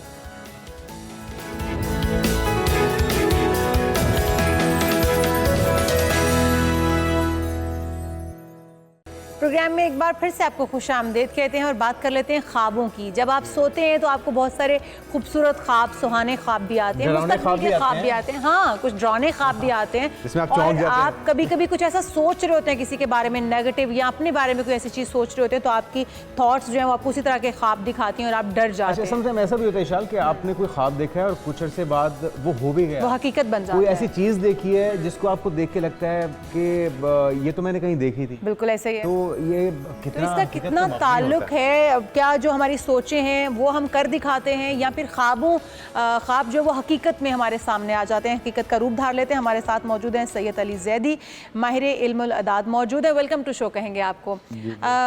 अली जैदी साहब, सबसे पहले हम यही जानना चाहेंगे, जो हमें ख्वाब आते हैं वो अच्छे हों या बुरे हों, कभी कभी हम उनसे डर भी जाते हैं और कभी कभी वो बड़े अच्छे ख्वाब होते हैं कि हमें एक अच्छा मैसेज मिल रहा होता है। क्या ये हमारी जो हम दिन भर की एक सरगर्मी हमारी चल रही होती है, या हमारी सोच में जो चीज़ें चल रही होती हैं, हम बात गुफ्तगू कर रहे होते हैं, वही चीज़ें हमारे माइंड में रिकॉल होकर हमें ख्वाब की सूरत में आती हैं? क्यों आते हैं ये ख्वाब? देखिए, इसकी मुख्तलिफ ही इसको हम वजूहात कह सकते हैं और मुख्तलिफ चीज़ें जिनके बिना पर ख्वाब, लेकिन ख्वाब होता वो है जो कि इंसान की जो रोज़मर्रा के मामलात चल रहे हैं उससे हटकर, अगर या वो किसी इंसान किसी खौफ या डिप्रेशन में मुब्तला है या वो ज़िंदगी का कोई स्ट्रगलिंग पीरियड आ रहा है, वो उससे हटकर जो ख्वाब आए तो वो ख्वाब होता है। और कुछ ख्वाब ऐसे होते हैं जो इंसान गलत खुराक इस्तेमाल करता है, जैसे चावल, गोभी, या जिसको हम रोबिया कहते हैं, यानी कि ऐसी अशिया जो जिस्म में हवा पैदा करती हैं, बादी इसका ताल्लुक भी ख्वाब से होता है? हाँ जी बिल्कुल। तो ये हर ख्वाब, अब इसमें ख्वाब हर फील्ड से ताल्लुक़ रखने वालों के अलग ख्वाब हो सकते हैं, शायरों के अलग ख्वाब हो सकते हैं, मुमकिन है कि एंकर्स के ख्वाब भी। अच्छा, मैंने कुछ दिन पहले अपने लिए एक डरावना ख्वाब देखा कि मैं देख रही हूँ कि मेरा एक बाजू नहीं है, और मैं उस ख्वाब को देख के डर भी गई। और मेरा ऐसा तसव्वुर भी नहीं हो सकता, ना तो रोज़मर्रा की ज़िंदगी में हमारी कोई ऐसी चीज़ है, ना कुछ ऐसा तसव्वुर भी नहीं हो सकता कि आपका एक बाजू ना हो। और मैं देख रही हूँ कि मैं उसकी वजह से काफ़ी स्ट्रगल कर रही हूँ बच्चों को हैंडल करने के लिए और ये चीज़ें। तो क्या इसका क्या मकसद हो सकता है? देखिए, बहुत से जो ख्वाब होते हैं ना, कुछ ख्वाब ऐसे होते हैं जिनकी बिल्कुल ताबीर होती है, ठीक है, और कुछ ख्वाब की टाइम हमने देखना है कि वो ख्वाब किस वक्त में आपको आया। अच्छा, इससे भी फर्क पड़ता है? हाँ जी, इसके भी। लेकिन दिन के ख्वाब भी सच्चे होते हैं। ख्वाब एक इशारा है, एक मैसेज है आपकी ज़िंदगी में, लेकिन वो उस ख्वाब को हम हरगिज़ ख्वाब नहीं गिनते जिसको हम कह लें जो गलत खुराक के इस्तेमाल की वजह से। खुराक वाला जो मामला है, ये क्या मामला है? क्या खाएंगे तो किस तरह के ख्वाब आएंगे, इसका तयन कैसे किया जाता है? आप गोभी खाएं, हाँ ठीक है, और गोभी खा के तो आप गोभी के और खेत में नजर आएंगे अपने आप को चलते मतलब फिरते? ये कि उस वक्त आपको खौफनाक ख्वाब आएंगे, अच्छा, या दाल चने वाली या बेसन की या टिक्कियाँ पकोड़े इस तरह की जब आप, ठीक है, तो ऐसे लगे। अच्छा, अगर किसी ने, अच्छा, गोभी कौन सी वाली होनी चाहिए? फूल गोभी? यार ये किसी और तरह आप लेके जा रही हैं। ठहरिए, थोड़ा सा मटन खाते हैं या चिकन खाते हैं तो उसमें किस तरह के ख्वाब आएंगे? देखिए, जो नॉर्मल ग़िज़ा है ना, गोश्त खाने से कभी गलत ख्वाब नहीं आते हैं, लेकिन एक बंदा वेजिटेरियन है, इंसान उस वक्त फिजिकल फिट हो, मेंटली उस वक्त उसको स्ट्रेस ना हो किसी किस्म का, ठीक है, और बहुत से लोग इस तरह के होते हैं उनको ख्वाब आते हैं। वो मैं आपको बताता हूँ किस तरह के लोग होते हैं। एक तो जिनका वेट बहुत ज़्यादा होता है, मेल और फीमेल दोनों को, ठीक है। और आप हैरान होंगे, मैं पामिस्ट्री का इल्म भी जानता हूँ और ज़्यादा मैं एक्सपर्ट जो हूँ वो मेरा अबूर जो है वो पामिस्ट्री के इल्म पर है। तो ये हाथ पर हम इसको ना मून का माउंट कहते हैं।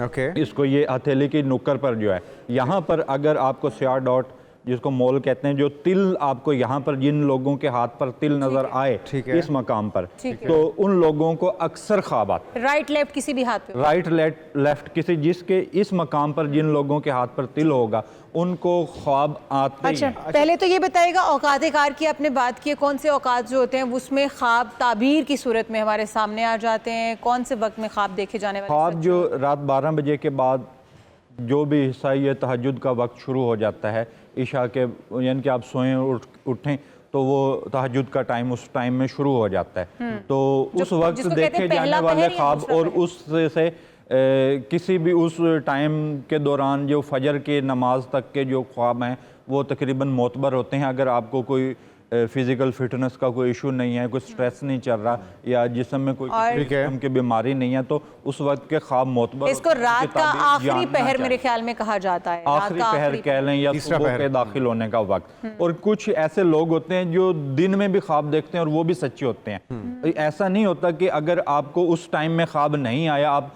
दिन में किसी वक्त आप आराम कर रहे हैं तो आपको दिन में कोई ख्वाब आ गया, तो वो भी होते हैं। अब मैं आपके साथ एक वाक़या शेयर करूंगा।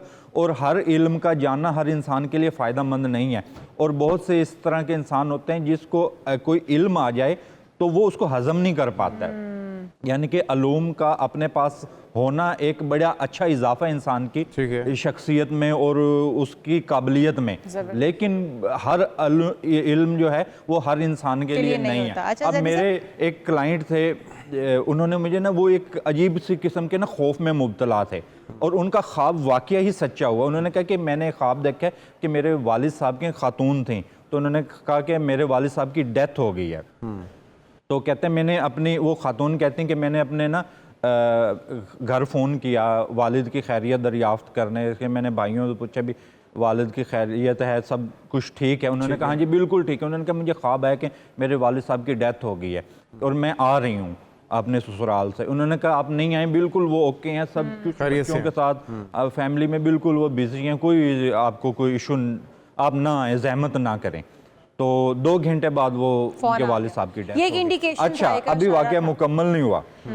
तो यानी कि वो ख्वाब इस तरीके से सच्चा हुआ। और फिर उस खातून ने देखा कि उसके हस्बैंड की डेथ हो गई है ख्वाब में, और वो बेचारी इतने स्ट्रेस में थी मैं आपको बता नहीं सकता। क्योंकि एक बंदे का जिसका ख्वाब बिल्कुल ऐसे हो बहु, कुछ ख्वाब ऐसे होते हैं जिसकी ताबीर हमें मालूम करनी पड़ती है, यानी कि और कुछ ख्वाब ऐसे होते हैं कि जो बिल्कुल हो बहु मुस्तकबिल की पेशगोई ख्वाबों में होना, ये दुरुस्त बात है। बिल्कुल बिल्कुल, ये मुस्तकबिल का इशारा। लेकिन ये कौन से खास चुने हुए लोग होते हैं जिनको इस तरह के सच्चे ख्वाब आते हैं, ये कैसे पता लगेगा? देखिए, ये हर इंसान को आ सकते हैं, इसमें कोई नहीं। लेकिन ये है कि हम जो अंबिया हैं उनके ख्वाब को वही से ताबीर करेंगे, उनका ख्वाब होता ही वही है।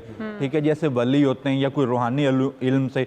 बहरहाल हर इन मकतबा फिक्र से ताल्लुक रखने वालों के ख्वाब मुख्तलिफ हो सकते हैं। हमारे ख्वाब मुख्तलिफ हो सकते हैं। हमारे भी एक साहब हैं जिनके ख्वाब जो है वो कुछ इस तरह के, मैं आपसे बयान करना चाहूँगी। हमारे प्रोड्यूसर साहब, वो अलवी साहब कहते हैं कि मुझे ख्वाब बहुत शिद्दत से आ रहा है, शाहरुख खान को देख रहे हैं, शाहरुख खान को वो बार बार मुलाकात में देख रहे हैं, मुलाकात हो रही है। अब ये हमें कंफर्म नहीं है कि शाहरुख खान भी इनको देख रहा है या नहीं देख रहा है, लेकिन ये 12 साल कुछ इस तरीके के ख्वाब होते हैं जो इंसान को मुसलसल आ रहे होते हैं। जी, कुछ इस तरह के ख्वाब होते हैं जिसमें एक आधी मरतबा कोई ऐसा ख्वाब आ जाता है वो इंसान को सारी जिंदगी नहीं बोलता है, और किसी ख्वाब का मुसलसल आना ये कोई इशारा होता है। तो क्या इनकी मुलाकात होती हुई नजर आए? मुमकिन है कि आने वाले वक्त में इनकी मुलाकात हो जाए, जो इनको ये इतना तसलसल से ये ख्वाब आ रहा है, तो शायद ये इनका ख्वाब, या फिर इनको चाहिए का हिस्सा बन जाए, शाहरुख खान की मूवीज देखना थोड़ी कम करें मेरे ख्याल में, शायद उससे मुमकिन है कि ये उनसे बहुत ज्यादा मुतासिर भी, ऐसा भी हो सकता है। क्योंकि एक जिस चीज को इंसान के जहन में, माइंड में हो, मुझे नहीं पता कि ये कौन सा वाला मुतासिर होंगे शाहरुख खान से। मुमकिन है कि एक चीज को आप ना मुसलसल सोच रहे हैं, एक बुलंद मकाम को, आपकी किसी एक ऐसी आपकी ख्वाहिश है, आप उसको मुसलसल आपके दिल ही दिल में है, लेकिन आप इजहार भी नहीं कर रहे, तो मुमकिन है वो आपके ख्वाबों का शक्ल ले ले।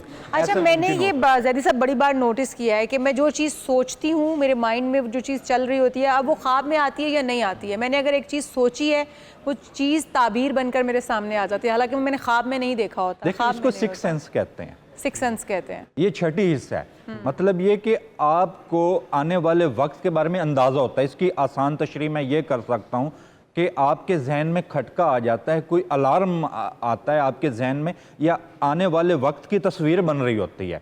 इसको हम इससे ताबीर करते हैं। मतलब ये कि इस तरह के इंसान की जो सिक्स सेंस है वो बड़ी बेदार होती है, और उसको जागते सोते हमेशा वो चीज़ों से आगाही देती रहती है, उसको अलर्ट करती रहती है कि आने वाले वक्त में ये हो सकता है आपके साथ या आपकी फैमिली के साथ, या जो आपसे जिनके साथ आप जो आपका अमला है, जो लोग आपके साथ काम कर रहे हैं, इनके आपके माशरे में ये हो सकता है। यानी कि ये चीज़ें सिक्स सेंस अलर्ट करती है। और मैं काफ़ी अरसे से बचपन से थोड़ा सा जब होश संभाली, जब से जो चीज़ें मैं सोचती हूँ मेरे माइंड में होती हैं, उसके बाद वो मेरी सामने नज़रों के सामने वो मेरी ज़िंदगी में इर्द-गिर्द होता है। ऐसे कीजिए, बिल्कुल आपकी सिक्स सेंस बेदार है और मेंटली तौर पर भी आप बहुत एक्टिव हैं, ठीक है, ज़हीन है आप। तो मतलब ये कि इस तरह के बंदे को एक तो उसकी जहानत भी अलर्ट करती है, क्योंकि उसका जो IQ लेवल होता है वो इस तरीके से होता है कि उसको आने वाले वक्त की उसके जहन में एक तस्वीर कशी पहले से ही हो रही होती है, चीज़ें उसको पहले से, इसको हम बाकायदा कह सकते हैं। अच्छा, ख्वाब रूहानी है या शैतानी है, ये कैसे पता लगे? और वो जो हमने बड़ों को कहते हुए सुना कि जिस सीधा ना लेटें, डरावना ख्वाब आएगा, तो ये बात भी ठीक है, इसका ताल्लुक में आप लेट सकते हैं, बस वो जो एक मखसूस शराइत थी कि गलत खुराक का इस्तेमाल ना हो। वैसे तो आप दिन में ख्वाब देखें, रात को ख्वाब देखें तो उसकी ताबीर हो सकती है, लेकिन कुछ ख्वाब ऐसे मखसूस किस्म के होते हैं जो बिल्कुल एक इशारा करते हैं, जैसे ख्वाबों में सांप का देखना, या बाथरूम को आप बार बार देखते हैं, या गोश्त, कटे हुए गोश्त को, खून के लोथड़े को, मतलब ये कि आप पर जादू हो रहा है।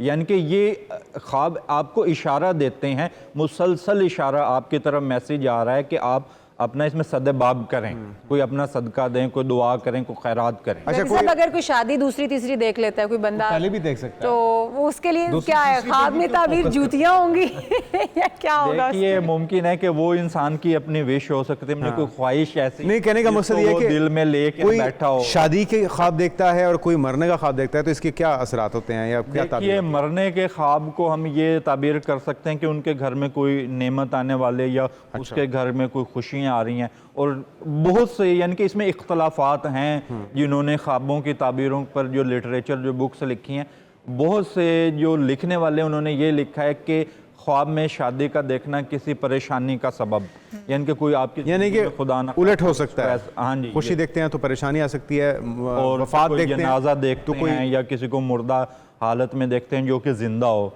ठीक है। और यानी कि इसमें एक बड़ी तफसील है जिसको हम 15 से 20 मिनट की गुफ्तगू में हम नहीं कवर कर सकते। एक वसी टॉपिक है, इसमें तो कोई शक नहीं। और इंसान का जो इल्म है ख्वाबों की दुनिया को लेकर वो भी सतही है, बिल्कुल सतही है। हकीकत क्या है, क्योंकि ये अंबिया की विरासत हम कुरान पाक में ख्वाब का है, तो इस वजह से हम बाकी दीगर उलूम से तो इनकार कर सकते हैं, लेकिन ये इल्म अंबिया की विरासत है, तो बाकी हमें तो बड़ी इस बात में तनकीद हमारे पर लोग करते हैं, क्योंकि हम पामिस्ट हैं। अल्लाह ताला ने इसके ऊपर जितना महदूद इल्म रखा है, उसी से हम रहनुमाई ये इल्म अंबिया की विरासत है, बिल्कुल। लेकिन रहनुमाई के लिए जितना इल्म अल्लाह ताला ने हमें दिया, उससे हम रहनुमाई तो हमारे पास हर चीज़ का बिल्कुल माइनर सा इल्म है। हमारे पास किसी भी फील्ड का मुकम्मल इल्म नहीं है अभी भी। जैसे कि आप पुराने अलूम ले लें, उसमें भी तहकीक, नई रिसर्च आ जाती है, नए अलूम ले लें तो नई कोई। थैंक यू सो मच, बहुत शुक्रिया। अलीज़ा साहब वहाँ मौजूद थे। और नाज़रीन, अच्छी खुराक खाइए। ज़रा ये है कि अगर आपने अच्छे ख्वाब देखने हैं और फिर किसी एक्सपर्ट से उसकी ताबीर पूछी जा सकती है। हम यहाँ पर एक ब्रेक शामिल करेंगे, लेकिन ब्रेक से जब वापस आएंगे तो बात करेंगे क्रिप्टो करेंसी की, लेकिन एक ब्रेक के बाद stay with us.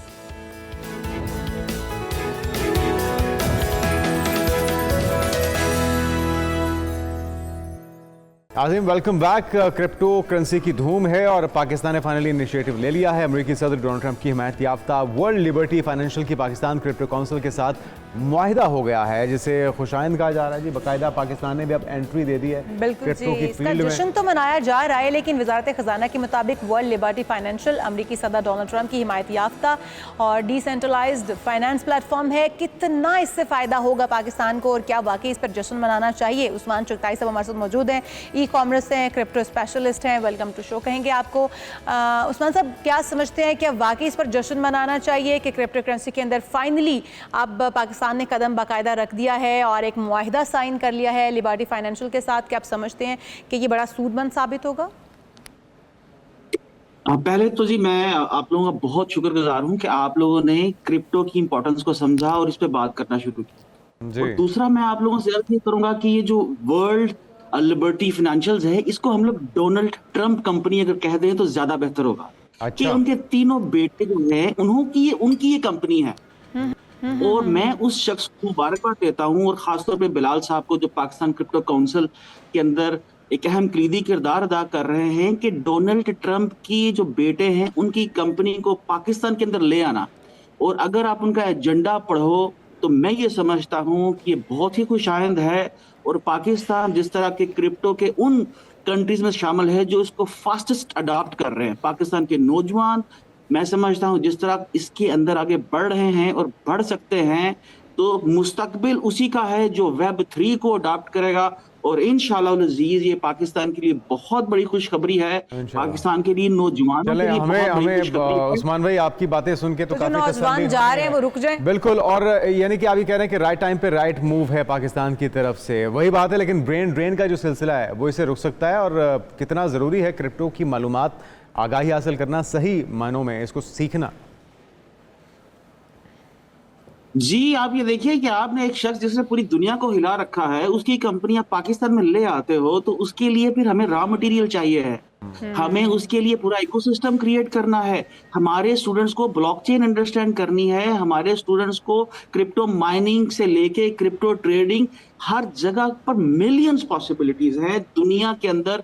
Pakistan already जो पाकिस्तानी है, फ्री लांसिंग में हम नंबर 1 बन चुके हैं, ई कॉमर्स के अंदर हम लोग छा चुके हैं। अब ये जो हम लोग ब्लॉकचेन के अंदर और क्रिप्टो के अंदर भी पाकिस्तान जो है, पाकिस्तान के नौजवान दुनिया की बड़ी कंपनीज को सर्व कर सकते हैं।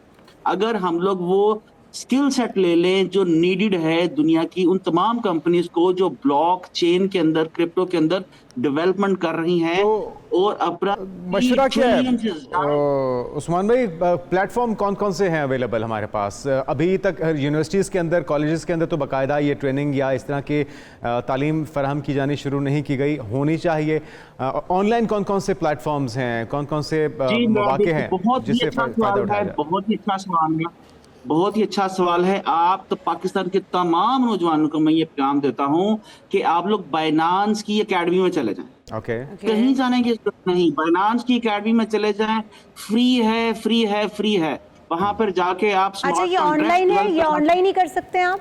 जी एब्सोल्युटली, यस जी, एब्सोल्युटली ऑनलाइन है। आप बाइनांस की जा सकते हैं एकेडमी में। आप कॉइन बेस जो है उसकी भी पूरी एक यूनिवर्सिटी है, वहां पर जाइए, कॉइन बेस पे जाइए, फाइनेंस पे जाइए और जाके सीखिए और देखिए। बल्कि मैं ये रिकमेंड करूंगा कि जो बाइनांस के फोरम्स हैं वहां पर जाके देखें कि कंपनीज किस किस्म के डेवलपर्स ढूंढ रही हैं, आपको कौन सी आपको लैंग्वेज सीखनी है। अच्छा उस्मान भाई, एक और चीज़ भी है, क्योंकि अब आप कह रहे हैं कि हमारे यहाँ इसका नॉलेज होना बहुत ज़रूरी है, ब्रेन ड्रेन की हम बात कर रहे हैं। क्या आप समझते हैं कि नौजवान यूथ जो इस वक्त पाकिस्तान छोड़कर मूव कर रही है पाकिस्तान से, डिजिटल करेंसी के अंदर इतना बड़ा इनिशिएटिव जो गवर्नमेंट ने लिया है, यकीनी तौर पर पाकिस्तान की एक बहुत बड़ी अचीवमेंट है, पाकिस्तान के अंदर एक डोनाल्ड ट्रंप की कंपनी का आना और यहाँ पर उनके साथ मिलकर शराकत दारी से काम करना, आप समझते हैं कि अब वो बच्चे रुक जाएंगे जाने से? उन्हें नज़र आएगा कि यहाँ पर कोई इनिशिएटिव, हाँ, ये इतना पोटेंशियल है। देखिए जी, एक लैंग्वेज है सॉलिडिटी, ठीक है? क्या? सॉलिडिटी। सॉलिडिटी आप सीखे ना, पाकिस्तान के अंदर बैठ के बच्चे $2000-4000 पर मंथ कमा, ठीक है? अब आपको ये समझना है कि हम ग्लोबल सिटीजन हैं, ग्लोबल वर्ल्ड के इंटरनेट सिटीजन हैं। आपको पाकिस्तान से यहाँ नहीं आना। पाकिस्तान दुनिया का सबसे सस्ता मुल्क है, वहाँ के लोग सबसे जरखेज और इंटेलिजेंट लोग हैं। सिर्फ खुदा के लिए वो टूल सीख लें, सॉलिडिटी सीख लें, स्मार्ट कॉन्ट्रैक्ट डेवलपमेंट सीख लें, वाइट पेपर कैसे लिखते हैं ये सीख लें, अपनी करेंसी कैसे लॉन्च करते हैं ये सीख लें, और उस दुनिया के अंदर चले जाए जो दुनिया आपको दुनिया की जदीद तरीन एजुकेशन दे रही है। तो वो बाइनांस पे चले जाएं, वो कॉइन बेस पे चले जाएं, इवन आप यूडेमी के ऊपर जाके बेसिक किस तरह से क्रिप्टो को अंडरस्टैंड करते हैं, इसकी ब्लॉकचेन क्या है, इसके कोर्सेज सारे अवेलेबल हैं और फ्री में अवेलेबल है जी। इसका नॉलेज, इसकी एजुकेशन लेना बहुत जरूरी है ताकि इससे भरपूर फायदा उठाया जा सके। बहुत शुक्रिया मैं उस्मान कहता चुगताई हूँ साहब हमारे क्रिप्टो साथ। इमरजेंसी लगा देनी चाहिए, क्रिप्टो है इमरजेंसी लगा देनी इमरजेंसी चाहिए। लगा देनी चाहिए, ब्लॉकचेन इमरजेंसी लगा देनी चाहिए। देखिए अगर हमारा जो इदारे हैं, खासतौर पे गवर्नमेंट के इदारे, उस गवर्नमेंट के इदारे में वैसे ही ऑपरेशन होना चाहिए जैसे अमेरिकन गवर्नमेंट डोज के अंडर कर रही है, जिसको सुपरवाइज कर रहे हैं इलॉन मस्क। देखिए इसको हमें डोज हर करवाया इदारे जाना के बहुत अंदर- जरूरी है ताकि अवाम इस तरफ उनका रुझान आए और वो इसका नॉलेज, इसका पूरी तरह से इसकी इंफॉर्मेशन गेन करें, उसके बाद ही जाहिर है इससे फायदा उठाया थैंक जा यू सो मच। सकेगा। उस्मान चुगताई साहब हमारे साथ मौजूद थे और यकीनी तौर पे एक अच्छा इनिशिएटिव है। आज के प्रोग्राम पाकिस्तान की जानिब से इतना ही। आपसे मुलाकात होगी कल। अपना ख्याल रखिएगा। अल्लाह अल्लाह हाफ़िज़। हाफिज।